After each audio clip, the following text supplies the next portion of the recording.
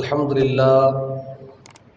لله رب العالمين والعاقبة للمتقين الصلاة والسلام على سيد المرسلين وآله وصحبه أجمعين أما بعد فقد قال الله تعالى في القرآن العظيم والفرقان المجيد أعوذ بالله من الشيطان الرجيم بسم الله الرحمن الرحيم يا أيها الذين آمنوا صلوا عليه وسلموا تسليما اللهم صل على سيدنا محمد وعلى آل سيدنا محمد وبارك وسلم عليه. அளவற்ற அருளாளன் அல்லாஹ்வின் கிருபையை கொண்டும் கடாட்சத்தை கொண்டும் ஆரம்பம் செய்கிறேன். சாந்தியும் சமாதானமும் இவ்வுலக சர்தார் முத்து முஹம்மது நபி ஸல்லல்லாஹு அலைஹி வஸல்லம் அவர்கள் மீதும் அன்னாரின் கிளையார்கள், தோழர்கள், சஹாபாக்கள், தாபியன்கள், தவா தாபியன்கள், இமாம் பெருமக்கள், அனைத்து அம்பியாக்கள், அவுலியாக்கள், அனைத்து முஸ்லிம்கள், முக்மின்கள், குறிப்பாக இங்கு அமர்ந்திருக்கும் நாம் அனைவர் மீதும் என்றென்றும் உண்டாவதாக துவா செய்தவனாக என்னுடைய சிற்றுரை துவக்கம் செய்கிறேன். அல்லாஹ் சுப்ஹானஹு வ தஆலா தனது திருமதி குர்ஆன் ஷரீஃபில் கூறி காட்டுகிறான், யா அய்யுஹல்லதீன ஆமனு, ஓ ஈமான் கொண்ட விசுவாசிகளே, ஸல்லு அலைஹி, பெருமானார் முத்து முஹம்மது நபி ஸல்லல்லாஹு அலைஹி வஸல்லம் அவர்கள் மீது நீங்கள் ஸலவாத் சொல்லுங்கள். வஸல்லிமு தஸ்லீமா, இன்னும் சலாமும் சொல்லி வாருங்கள் என்று அல்லாஹ் தஆலா தனது திருமறை குர்ஆன் ஷரீஃபில் கூறி காட்டுகிறான். முஸ்லிம் ஷரீஃபில் இன்னும் முவத்தா, மாலிக் போன்ற கிரந்தங்களில் சிறிய மாற்றங்களோடு பதிவு செய்யப்பட்ட ஹதீஸ் அபு மஸ்ஊத் அன்சாரி ரலியல்லாஹு அன்ஹு நமக்கு அறிவிக்கிறாங்க. நபி ஸல்லல்லாஹு அலைஹி வஸல்லம் அவர்கள் ஒரு முறை வருகை தந்தார்கள். நாங்கள் ஸஅத் இப்னு உபாதா ரலியல்லாஹு அன்ஹு அவர்களை சுற்றிலும் அமர்ந்து பேசிக் கொண்டிருக்கின்ற பொழுது எம்பெருமான் அவர்கள் ஸல்லல்லாஹு அலைஹி வஸல்லம் அவர்கள் வருகை தந்தார்கள்.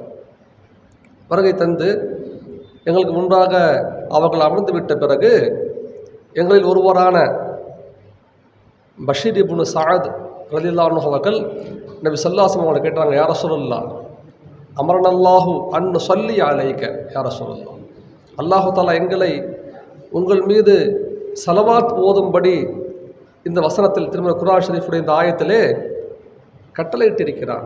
ஃபகைஃப நுஸல்லி அலைக, நாங்கள் எப்படி உங்கள் மீது ஸலவாத் சொல்வது என்று கேட்ட பொழுது நபி ஸல்லல்லாஹு அலைஹி வஸல்லம் அவர்களுக்கு பதிலளிக்காமல் சற்று தாமதித்தார்கள்.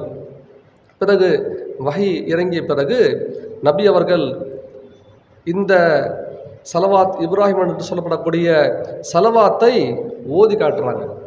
ஸலவாத் என்பது நீங்கள் இப்படி சொல்லுங்கள், கூலு அல்லாஹும்ம ஸல்லி அலா முஹம்மதின் வ அலா ஆலி முஹம்மதின் கமா ஸல்லைத அலா இப்ராஹீம வ அலா ஆலி இப்ராஹீம வ பாரிக் அலா முஹம்மதின் வ அலா ஆலி முஹம்மதின் கமா பாரக்த அலா இப்ராஹீம வ அலா ஆலி இப்ராஹீம் இன்னக ஹமீதும் மஜீத் என்ற தருத் இப்ராஹிம் என்று சொல்லக்கூடிய ஸலவாத் இப்ராஹிம் அத்தஹியாத்துக்கு பிறகு கடைசி அத்திஹியாத்தை ஓதக்கூடிய தருத் இப்ராஹிமை நபி அவர்கள் கற்றுக் கொடுத்தாங்க.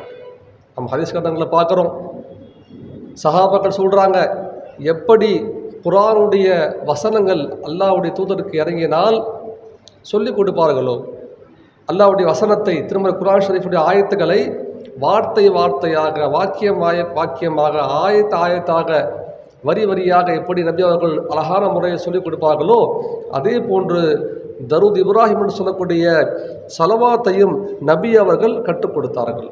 மற்றொரு ரிவாயத் புகாரி ஷரீஃபில் பதிவு செய்யப்பட்டிருக்குது. கஅப் இப்னு உஜ்ஸா ரலியல்லாஹு அன்ஹு நமக்கு அறிவிக்கிறாங்க.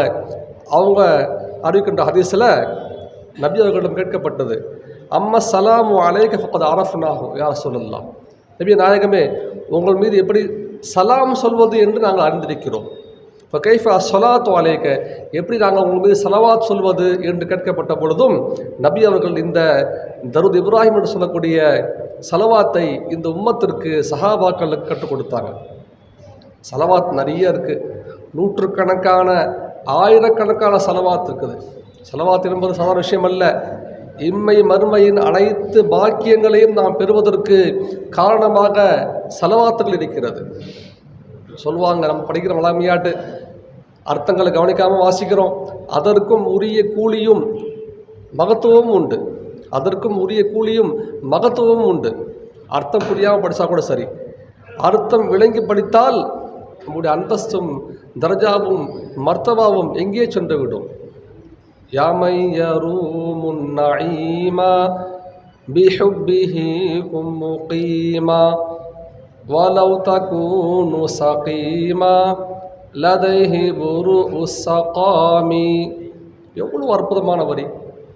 யாமையரூமுன் நஈமா, ஓ சுகபோகத்தை, மகிழ்ச்சியை, சந்தோஷத்தை, இம்மை மர்மையின் வெற்றியை நாடக்கூடியவர்களே, யாமையரூமுன் நஈமா பிஹுப்பிஹி கும்முகீமா, அந்த தூதர் முத்து முஹம்மது நபி ஸல்லல்லாஹு அலைஹி வஸல்லம் அவர்களுடைய ஹுப்பிலே, அவர்களுடைய காதலிலே, அவர்களுடைய முஹப்பத்தில் பிடிமானமாக உறுதியாக பற்றி பிடித்து கொள்ளுங்கள்.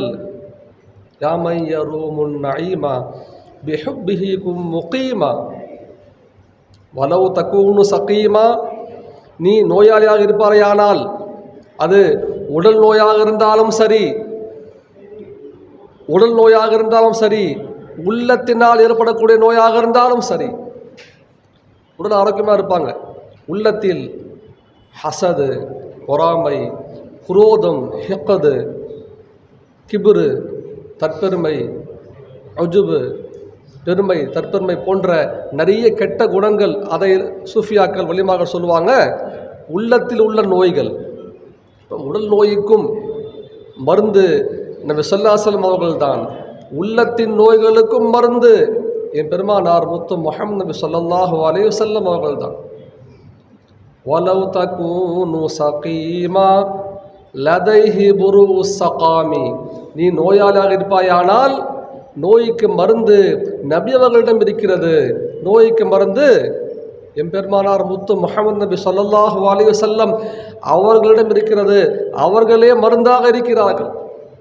நிறைய பெரும் பெரும் மருத்துவர்களால் கைவிடப்பட்ட நோயாளிகளுக்கு நபி அவர்களுடைய முஹப்பத்தில், அவர்கள் மீது உண்டான காதலில், அவர்கள் மீது ஓதப்பட்ட அதை ஓதக்கூடிய ஸலவாத்தின் பரக்கத்தினால் எவ்வளோ பெரும் பெரும் நோய்களை விட்டு அல்லாஹ் தஆலா ஷிஃபா கொடுத்துருக்கிறான். அவளை கேள்விப்பட்டிருப்போம். புர்தா ஷரீஃப் சொல்லலாம், நோயில் துன்பத்தில் ஆழ்ந்து சிரமத்தில் மருத்துவர்களால் கைவிடப்பட்ட அத்தகைய ஒரு இக்கட்டான சூழ்நிலையில்தான் இமாமுனா பூஸ்ரி ரஹ்மத்துல்லாஹி அலைஹி அவர்கள் அந்த அற்புதமான காவியமான புர்தா ஷரீஃபை படித்தார்கள். அல்லாஹ் அவர்களுக்கு ஷிஃபாவை கொடுத்தான். புர்தா ஷரீஃப் ஒரு தனித்துவமிக்க ஒரு நபியுடைய புகழ். எவர் 40 நாட்கள் தொடர்ந்து புர்தாவை ஓதுவாரோ அவருடைய எந்த ஹாஜத், இம்மை மறுமையினுடைய எந்த ஹாஜத்தாக இருந்தாலும் அல்லாஹ் தஆலா பூர்த்தி செய்து விடுவார். 40 நாள் விடாமல் ஓத வேண்டும். பகல்னா பகல்லே ஓதணும், இரவுனா இரவில் ஓதணும். அப்படி தவறிவிட்டால், பகலில் தவறிவிட்டால் இரவிலே ஓதி முடிச்சிடணும். ஒரு நாளைக்குள்ளேயே குறிப்பிட்ட ஒரே நேரத்தில் 40 நாள் ஒவ்வொரு நாளும் ஓதி துவா செய்யணும். 40 நாளில் அந்த ஹாஜத் நிச்சயம் நிறைவேறியே தீரும்னு சொல்கிறாங்க. இப்போது ஏகப்பட்ட ஸலவாத் இருக்குது. ஸலவாத்து நாரியா இந்த முஹல்லாவுக்கு மிகுந்த கிருபையும் கடாஷத்தையும் கொண்டு வந்த ஸலவாத்து நாரியா எந்த ஹாஜத்துக்கு ஓதினாலும் கிடைச்சிடும். நோய் தீரணுமா ஓதலாம், பிள்ளைக்கு திருமணம் ஆகணுமா ஓதலாம், புதிய வீடு வேணுமா ஓதலாம். எந்த நாட்டங்கள், எந்த தேட்டங்கள், ஹாஜத்துக்கள், மருத்துவரால் கைவிடப்பட்ட நிறைய நோயாளிகளுக்கு ஸலவாத்து நாரியாவுடைய பரக்கத்தால் 4444 முறை ஓதணும். வாய்ப்பு உள்ளவர்கள் அவர்களே பிரித்து கொண்டு ஒவ்வொரு நாளும் 100 200 என்று ஓதிக்கொள்ளலாம். அல்லது வசதி உள்ளவர்கள் மக்களை வைத்து, ஜமாத்தை வைத்து, நல்ல ஓதக்கூடியவர்களை வைத்து 1 மணி நேரத்தில் ஓதி முடிச்சிருவாங்க. ரொம்ப இலகுவாக ஓதி முடித்து விட முடியும்.